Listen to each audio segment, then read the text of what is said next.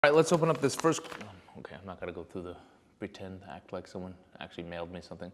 Okay, these are my favorite 5 questions of the week. Again, thank you guys for all your questions. And don't forget, I have just launched my new online store where you can buy prints, free shipping around the world, one-on-one mentoring sessions starting at $99. And I've got my $4.99 preset. You can check that out quickly. But let's get into the good stuff. But if you wanna buy stuff, you can.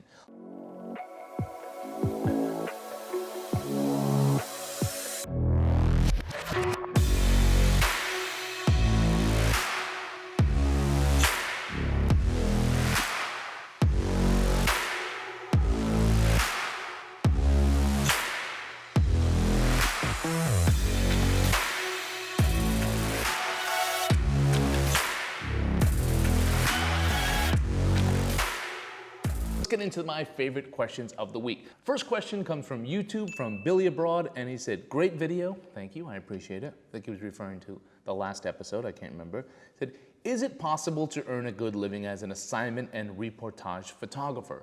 Great question, Billy Abroad. It's a great question, and it's a difficult question to answer. It is a grind, like I've said, in all aspects of photography are a grind, but reportage and assignment photography is probably one of the hardest ones to make a living at. Why? Because your typical assignment, your major newspaper, major media outlets, your typical magazine pays about $500 a day. Your typical newspaper can pay $150 to $250, sometimes a little more, sometimes a little bit less. It can be pretty tight on the amount of days they're gonna give you. So it is a tough industry to make a living at. That's why when I started my career, I also did wedding photography, and that's why to this day, I also do commercial photography, I do YouTube, I sell prints, I do a little bit of everything. That works for me. You have to figure out, Billy, what works for you. But I would say if you just want to focus on assignment photography, you can do it. I know I have friends that do it, but it's very, very, very difficult. Very competitive field out there, and like I said, the pay isn't that great. I would say early on in your career, in your 20s, it's probably a little bit easier to get by, or if you lived in a country, it's a little bit cheaper, because those rates for the major newspapers and magazines tend to be the same worldwide, so that money goes a lot farther for someone like me in Vietnam than it would for someone like in the US or in a major city in Europe. I can also say I do have friends that make a living just off of personal project work and applying for grants. It's a tough living, again, it's a grind, all of this is, but they're really good at writing grants, they have really good projects, really good photographers and storytellers. So it's a tough way to live, but if you just want to do that work, if you're not interested in any other kind of work, I'm not saying you can't do it. It's a grind. You got to work hard to make it happen, but it is definitely possible. Rare at the beginning of my career, that was like 15 years ago. I got to travel around quite a bit, but as time went on, the money was too inconsistent. You'd have a month working 15 assignments or 15 paid days, another month 20, another month you'd have 3 days. So it was tough. So I didn't like that inconsistency. So that's why I got into commercial work, wedding work, and a little bit of everything, even doing a television show. So it's possible, Billy, but I'm gonna say it's a little bit difficult. The more that you can diversify, the more that you can weather the storms, the more you can weather the downtime, which is inevitable in assignment photography, which is inevitable in all freelance work, really. Second question is from Durgan Fossa from YouTube as well. Durgan's question is, he said, at the beginning of your career, you wanted to work for intercontinental hotels. How did you do that? How did you get started? He wants to know, did I just pay for a room myself and photograph it? No, that's not what I did. And I also wouldn't recommend doing that. I see a lot of photographers start off with hotel photography and they will just basically lie about their resume. They'll go shoot a hotel, whether it be on a travel story, or they'll show up at a hotel, or they were there on vacation, or they might even show up at the hotel and just say they're shooting a travel story and take pictures of the hotel, and then later on call them a client. Don't do that. I know a lot of photographers that do that kind of stuff. It's good in the short term, sure, but it will create a bad reputation for you. Don't lie about your resume. I'm not saying if you had an opportunity to take pictures at another hotel, don't do it. You can include in your portfolio, but don't list them as a client unless you were paid. That is something I see people do all around the world. I see it everywhere. Don't do it. It's a shortcut.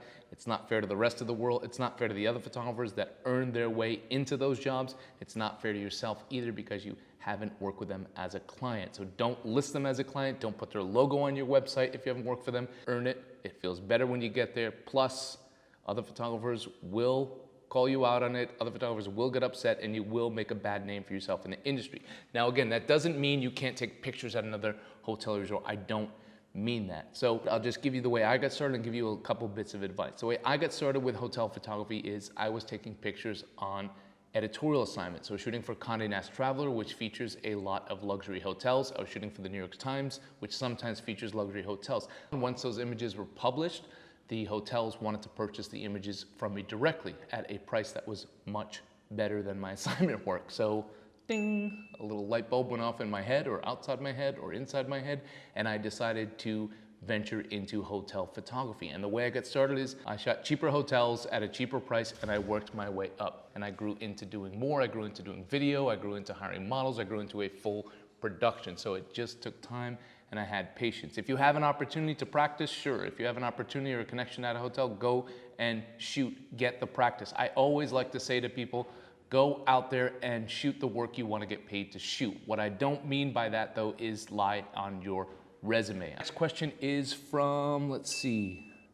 This person asks, how do you maintain good looks at your age and somehow you pull off your rugged handsomeness with still having a belly? I mean, it's a great question, a weird question. I don't know really how I pull it off. No, okay, that's not really a question. The next question comes from Anthony Larson, also from YouTube. Anthony, thank you for your question. Anthony's question is, I really enjoy your videos and very much appreciate your efforts. Sounds like he's like saying like, you know, good effort, but you didn't do a good job. All right, Anthony, I'm trying. No, I'm just teasing Anthony. How do you feel about shooting a rangefinder versus an electronic EVF, electronic viewfinder? Pros and cons to each. What is your take, given that you shoot your Kindred Guardians personal work with your Leica M series, which is a rangefinder? He said, for many of us, the whole rangefinder thing is a hurdle in many ways. It's a great question, Anthony. It's a complicated question. I've shot with different camera systems throughout my career, and I use different camera systems for different projects. But later on in my career, or now in my career, I like a camera system that limits me. It sounds weird. I don't want a lot of bells and whistles. I don't want a menu system like a Sony system that I'm gonna get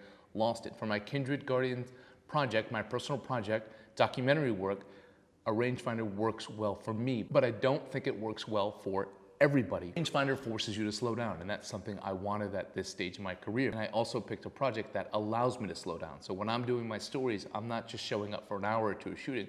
I'm shooting for a week, I'm shooting for 2 weeks. So I have time to slow down, I have time to think, I have time to be present and in the moment.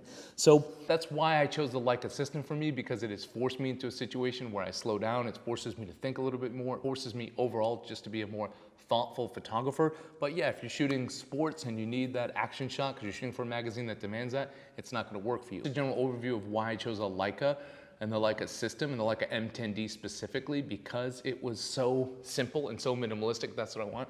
But just the main difference between an electric viewfinder and an EVF and a rangefinder is I just like that look. I mean, for me, I like looking through and seeing what I'm actually seeing. I like that wide field of vision. I like the clarity I get. So it's just a personal preference. Some people, it works well shooting through the screen, looking at a screen. Some people can work that way. I actually work that way when I shoot with my Hasselblad on commercial shoots. But when I'm doing documentary work specifically, I love the rangefinder feel in my hand, and I love the rangefinder view. I like just looking through directly. It works for me. It doesn't work for everyone. I always say when it comes to gear, it is personal preference. We're all so different. So experiment. Before you buy a camera, if you can borrow one, test it out. Don't just think about megapixels and all the features in the camera.